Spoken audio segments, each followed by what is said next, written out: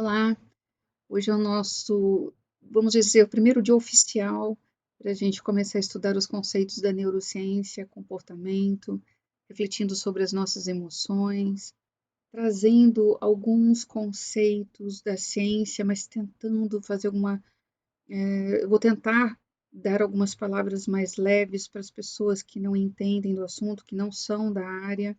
É um pouco difícil simplificar termos técnicos ou a importância dos estudos, da profundidade desses termos, desses conceitos, né? Porque isso linka, é lógico, o conhecimento de fato.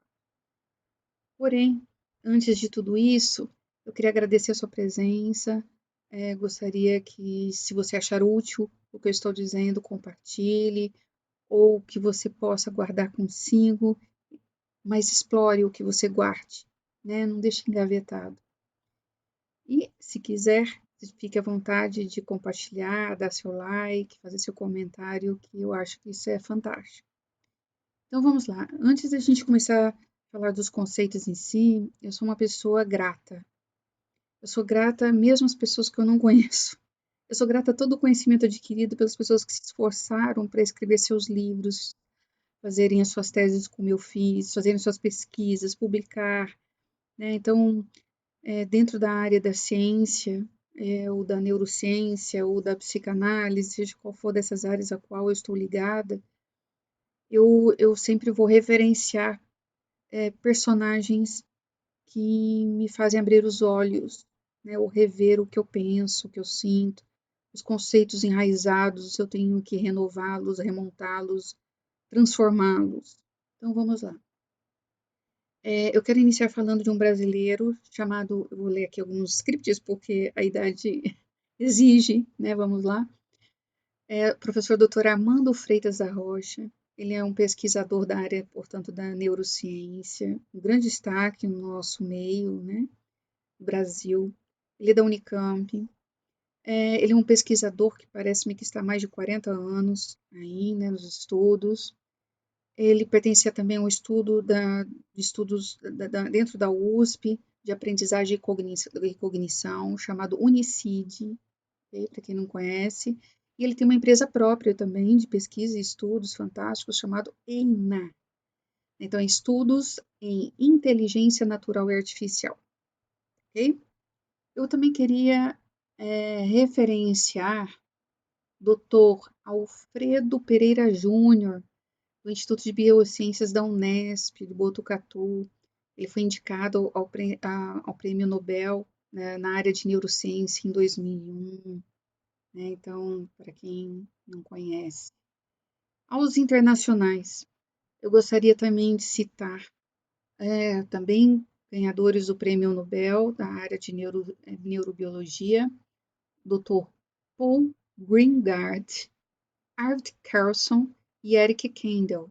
Desculpem a pronúncia em inglês, não sei se eu estou fazendo corretamente, né, de acordo com a língua de origem, tá, ok? Que a gente brasileira tudo, né? Então vamos lá. Eles são responsáveis por estudos da neurociência com a atividade bioquímica do cérebro e ligações com processos cognitivos. Vou citar algumas coisas sobre eles. O Dr. Professor Greengard, ele estudou 40 anos a comunicação entre células nervosas por meio de sinais bioquímicos, com foco ao transmissor chamado dopamina. A gente vai falar um pouco disso ao longo das nossas séries, mas essa substância maravilhosa que é criada pelo nosso cérebro e que às vezes a gente consome isso sinteticamente, está sendo aí, né, oferecido pelos médicos e das áreas não médicas, mas a área psíquica, né, ou psiquiátrica e até psicológica.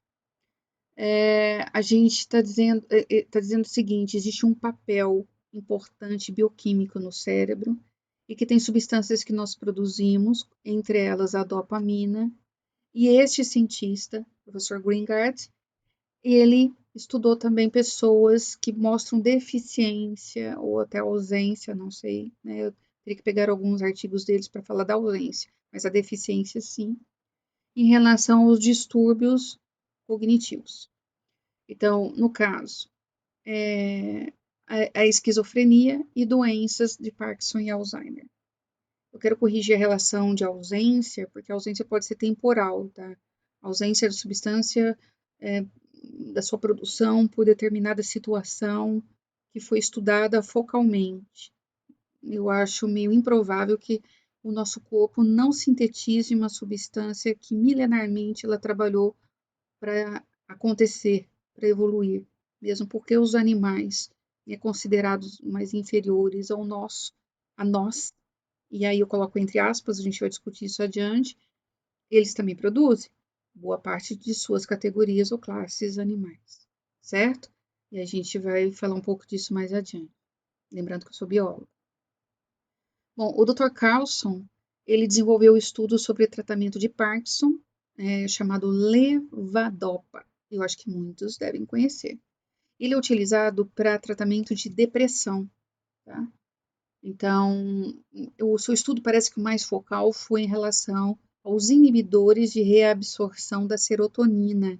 Então, além da dopamina, citada anteriormente, esse estudioso, ele estuda serotonina, com mais ênfase.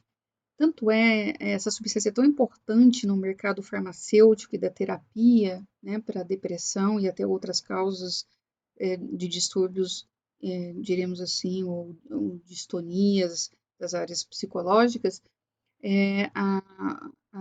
vocês devem conhecer como o nome Prozac. É a última informação de produção da serotonina, mas parece-me que tem outras mais novas surgindo por aí. E existe também o professor Kendall, né? Ele realizou trabalhos em mecanismos moleculares associados aos processos da aprendizagem e memória. Isso é muito relevante para quem é da área, por exemplo, da educação, não somente para os estudiosos, né, relacionados à mente e aos estudos do comportamento humano na relação biológica propriamente dita. A gente pode esquecer que a gente estuda biologia, boa parte dela, para entender o nosso comportamento, para entender como que nós pensamos determinada situação e reagimos a determinada situação, né? Como é que a gente guarda isso e como é que a gente aprende isso, portanto, e como é que a gente leva adiante a história de nossa vida. Eu quero falar muito sobre isso. Então, ditas as apresentações que são relevantes, esses renomados cientistas, né, e outros profissionais da área de neurociência, eu sou muito pequenininha, eu me considero uma curiosa no estudo da neurociência, embora eu tenha formação lato sensu pela PUC do Rio Grande do Sul, fantástica a formação que eu tive de lá, mas eu sou mestre e doutora em ciências. O mestrado eu fiz na USP, no Instituto de Ciências Biomédicas 1, e o doutorado eu fiz no Hospital AC Camargo, associado à Unifesp, né, com estudos ambos em estudos sobre o câncer. O primeiro em células in vitro, né, e o estudo, portanto, da carcinogênese, né, in vitro, utilizando drogas quimioterápicas, e o segundo eu estudei linfomas, né? Então, na classificação, diagnóstico, a relação de vírus e câncer, marcadores tumorais para o diagnóstico, e foi muito relevante também porque eu construí um banco de tumores em tissue microarray, e a partir daí também a gente fez um estudo histórico de mais de 50 anos no nosso país. Foi um estudo para mim ouro no meu coração e que me fez pensar muito sobre a questão do que eu poderia contribuir mais. E aí eu escolhi a educação ao invés da pesquisa, não esquecendo a pesquisa, porque ela fez parte de mim. E depois a gente vai discutindo um pouco disso, tanto é que eu estou aqui falando um pouco sobre o assunto, certo? A psicanálise veio desde sempre, mas pegando mais firmemente como profissão, assim, mais recentemente, no último ano para cá que eu resolvi encarar isso com mais seriedade, porque é uma área que mexe comigo, porque eu posso ajudar muitas pessoas. Então vamos lá, de outra forma, de outra forma. A educação, com certeza, é a primeira. Então, eu queria começar a falar sobre o seguinte: eu falei dos renomados cientistas, falei, já puxando a ideia de que eles estudam a bioquímica do cérebro, eu já puxei a ideia de que eles estudam principalmente, né, o que nós produzimos ao nível cerebral, portanto, as nossas células produzem aí duas, vamos dizer assim, duas moléculas extremamente importantes, né, a serotonina e a, a dopamina. Não existe somente elas, mas esses caras fizeram muito por aí. E aí a gente começa a explorar um pouco então o cérebro. Então, citando isso, a gente tem que entender, como eu falei no, no,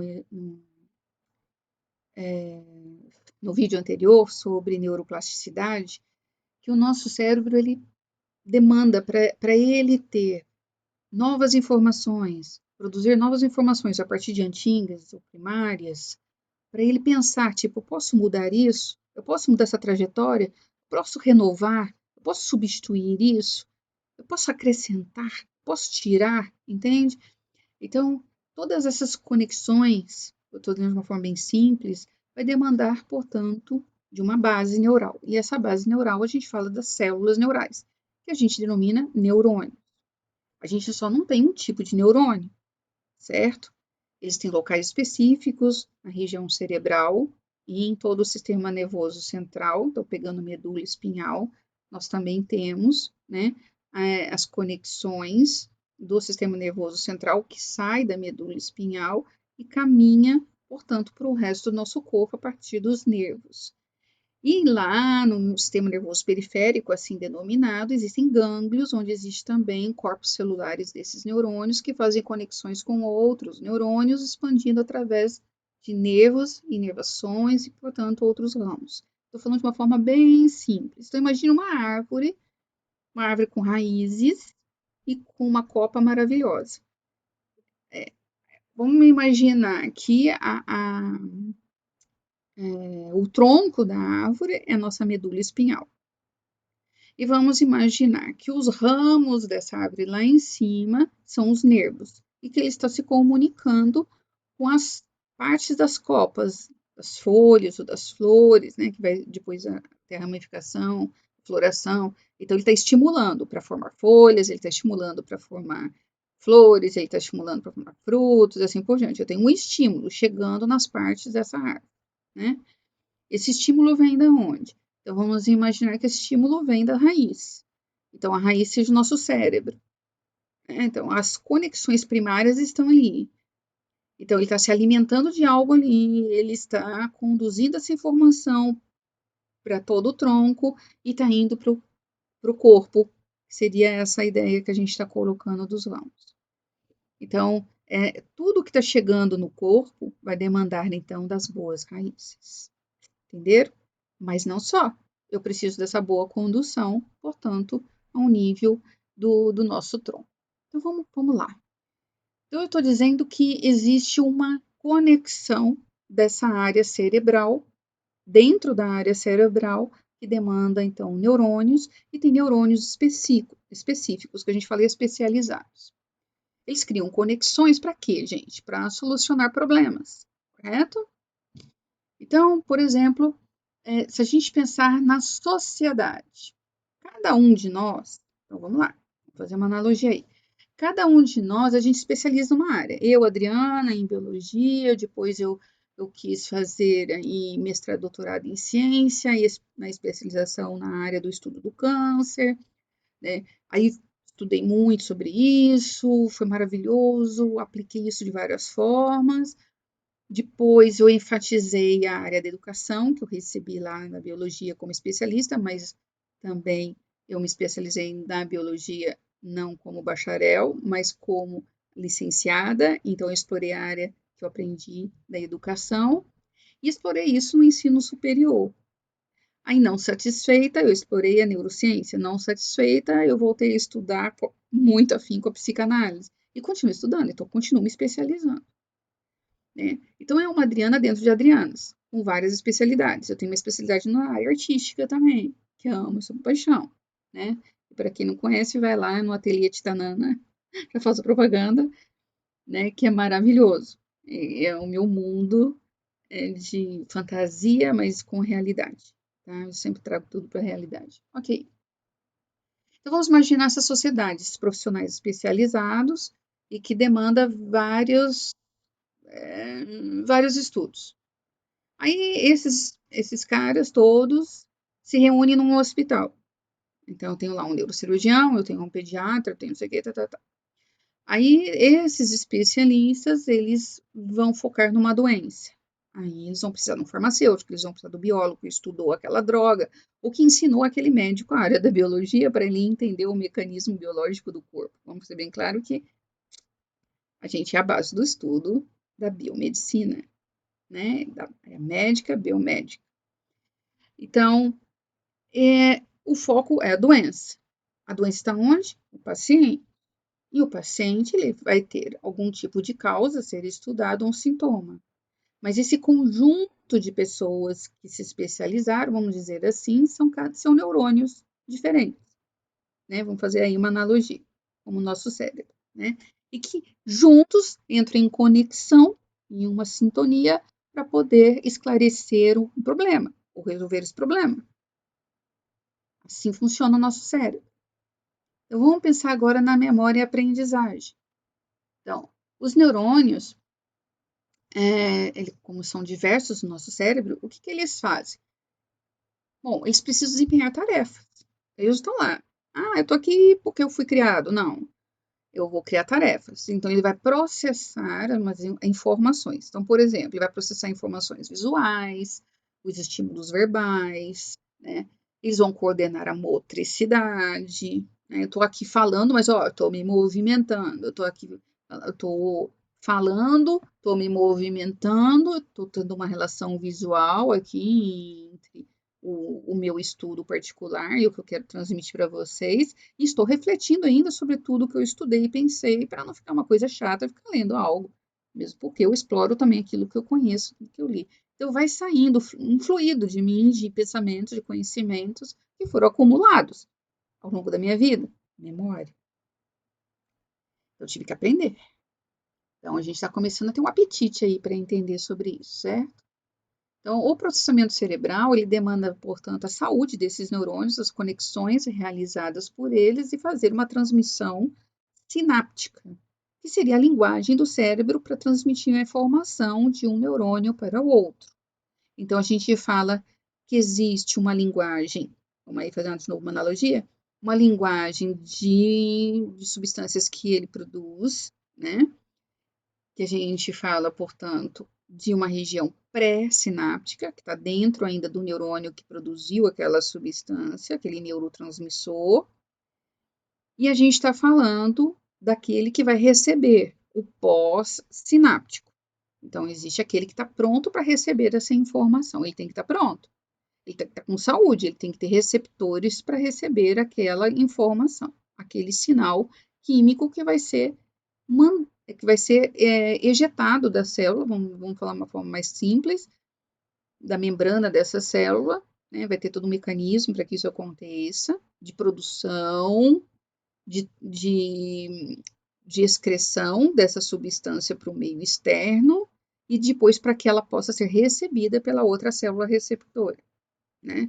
Então, eu estou conversando com alguém tem que receber minha mensagem. Para receber a mensagem, ela tem que entender português, ela vai ter que entender a minha forma de expressão de linguagem, né? Que essa comunicação seja clara para que ela possa compreender o que eu estou dizendo, tá certo? Se tiver algum mecanismo diferente disso, a comunicação não passa para frente.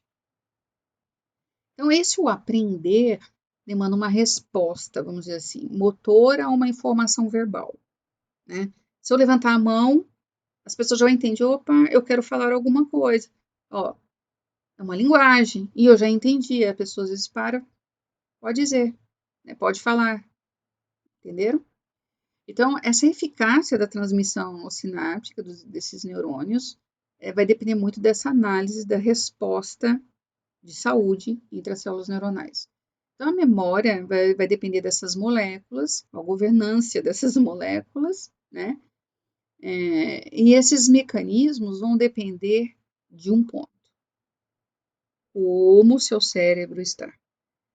Qual é a saúde bioquímica do cérebro? Ou seja, essas células precisam estar produzindo né? Todas essas moléculas de uma forma lógica, de uma forma coerente, com um vetor metabólico maravilhoso, então, com um aporte metabólico de produção, de transmissão, de recepção, né, entre as células.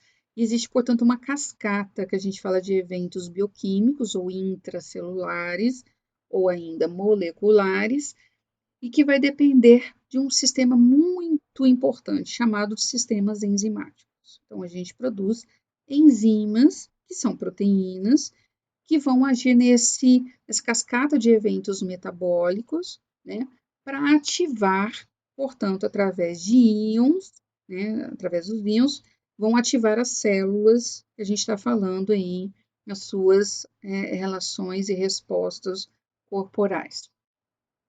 A gente não vai entrar muito nesse ponto, que senão ficaria chato, mas para você entender que existe aí um evento bioquímico fantástico, né? Não estou falando aqui só com biólogos, mas todos esses íons, essas substâncias que ativou, portanto, então, a ação daquela célula para ela passar informação adiante, essa transmissão de informações vai depender também desses íons, entre eles o cálcio, ok? Então, esse pulso elétrico da terminação que a gente fala nervosa vai demandar da presença do cálcio, aí essa fenda que eu falei pré-sináptica, ou a da membrana pré-sináptica da célula que produziu, por exemplo, a serotonina, ela vai ser ativada por um outro sinal. Então, eu preciso da serotonina, foi ativado, aí vai ter que ter, por exemplo, esse canal de cálcio na sua membrana, ela vai liberar essa serotonina, vai ficar entre uma célula e a outra essa molécula. A outra célula tem que ter um receptor para essa molécula, então tem que reconhecer isso. Aí na membrana pós-sináptica vai segurar essa molécula e vai ativar novamente a informação da célula seguinte.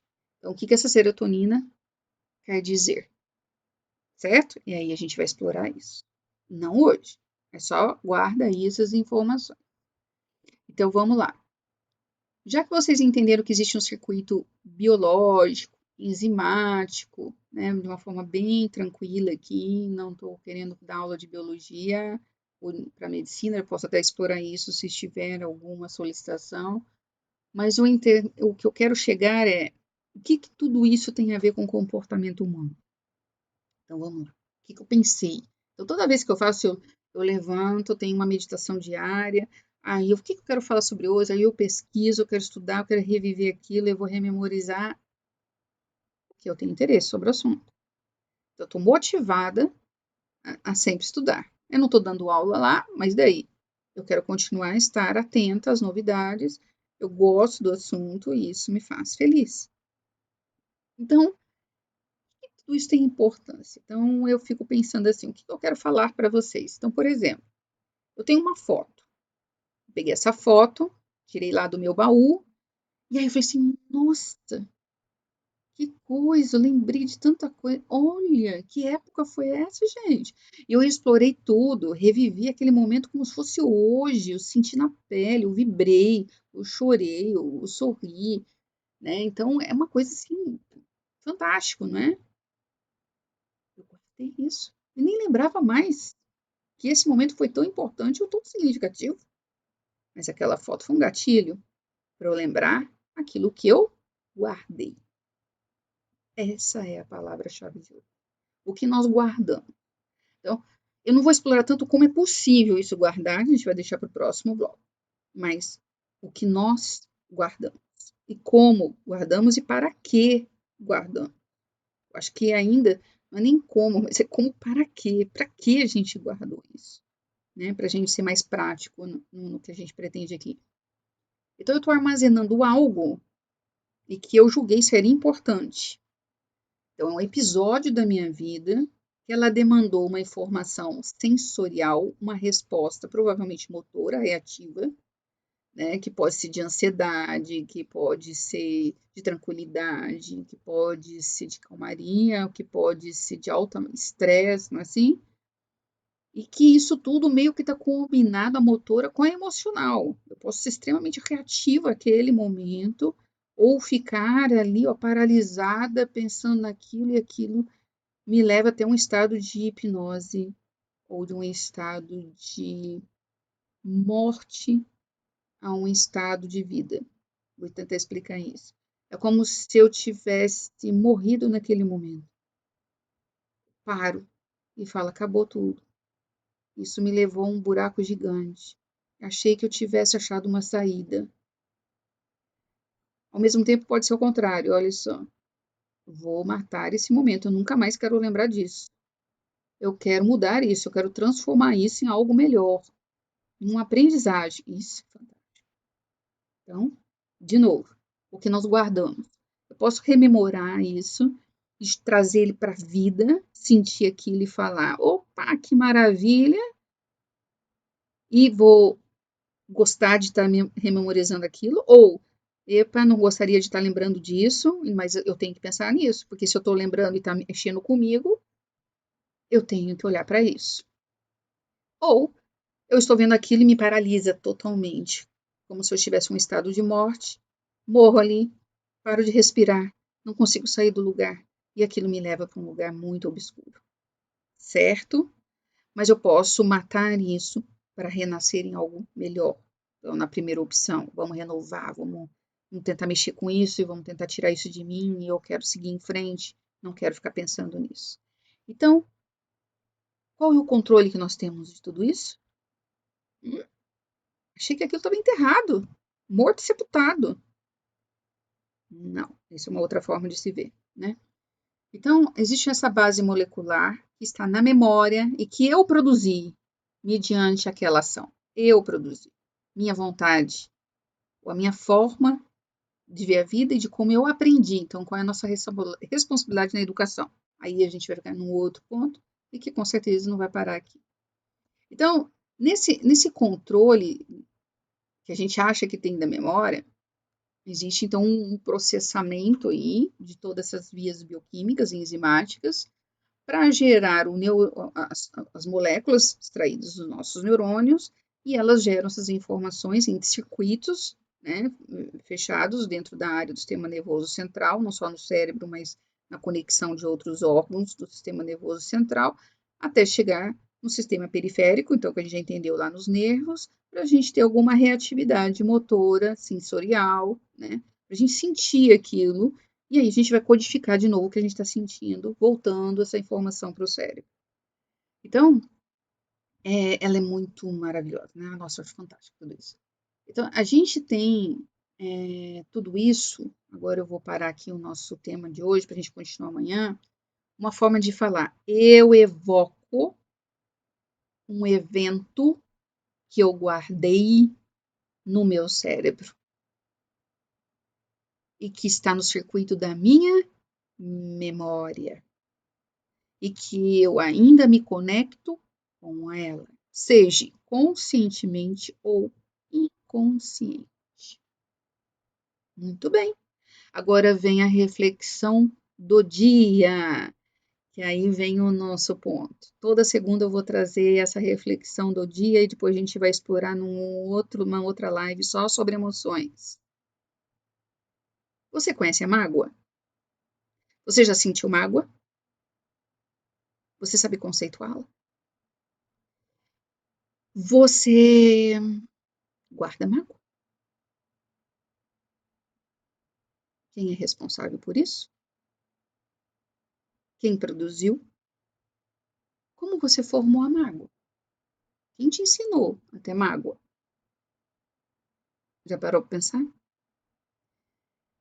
Então a gente vai agora falar sobre a mágoa num outro bloco. Hoje eu paro por aqui para não ficar muito cansativo. Foi excelente estar com você. Espero que você goste deste momento, porque eu tô amando. Ok? Até mais, Adriana. Divã no Cotidiano. Um grande abraço. Beijo.